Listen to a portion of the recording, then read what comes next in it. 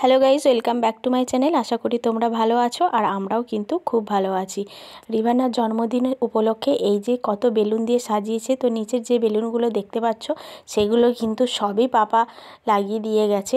আর একটা একটা করে সিঁড়িতেও দিয়েছে, অনেক বেলুন লাগিয়ে দিয়ে গেছে। আর ডেকোরেশনের লোকেরা কিন্তু ভোর 5টার সময় যারা এসেছিলেন তারা কিন্তু বারান্দায় যে বেলুনের গেটটা করে দিয়ে গেছিলো। আর এইগুলো কিন্তু সবই পাপা করেছে। তো রিভানা এখন অনেকটাই খেলাতে ব্যস্ত হয়ে পড়েছে। আর আমিও কিন্তু রেডি হব বলে একদম পুরো জোরদার দিয়ে লেগে পড়েছি। বাড়ির কাজকর্ম সেরেই আমরা রেডি হয়ে নেব। আজকে এখানেই কেক কাটা শুরু হবে। আর এই দেখো কতটা সুন্দর লাগছে, তো আমার তো অনেক ভালো লেগেছে। পুরো একদম সিম্পলভাবে পুরো ঘরটাকে সাজানো হয়েছে। আর এটা হলো আমাদের সিনেমা দেখার রুম।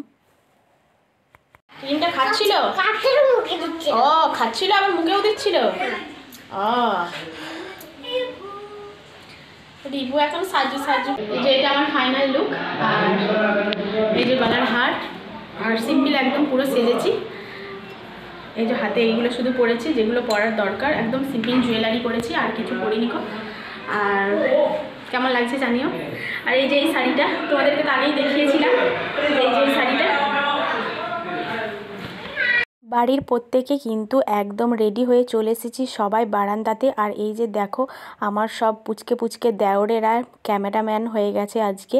সবাই ক্যামেরা নিয়ে এসছে, এতটাই ক্যামেরা নিয়ে এসেছিলো যে 3-4টে ক্যামেরা আমি কোন দিকে তাকাবো আর খুঁজে পাচ্ছিলাম না। আর অনেক ভিড় হয়ে গেছিলো। তো এই দেখো এখানে এখন কেক কাটা শুরু হচ্ছে।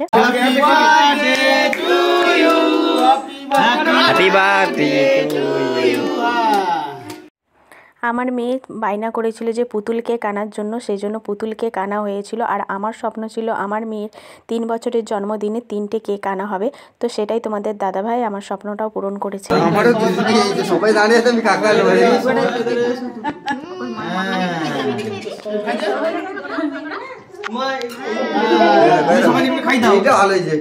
খুব ভালোভাবে আমাদের কেক কাটার পর্ব শেষ হতেই দেখো পায়েস নিয়ে সবাই হাতে হাতে হাজির হয়ে গেছি আমরা।